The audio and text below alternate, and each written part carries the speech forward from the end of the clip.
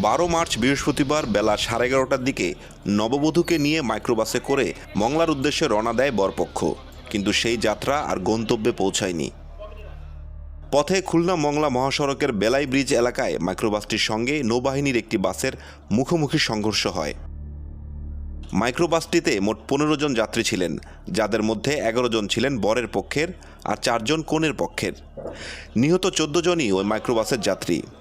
Driver সহ মোংলার ছিল 10 জন আর বাইরের ছিল 4 জন। এই পরিবারে 9 জন টোটাল। এর ভিতরে ছিল রাজ্জাক কাকা নিজে ছিল, তার বড় ছেলের ওয়াইফ ছিল এবং তার 3টা বাচ্চা ছিল, তার মেয়ে ছিল, মেয়ের বাচ্চা ছিল এবং তার 2 ছেলে ছিল। বর সাব্বির ও কনে মিতুর বিয়ে হয়েছিল মাত্র কয়েক ঘন্টা আগে।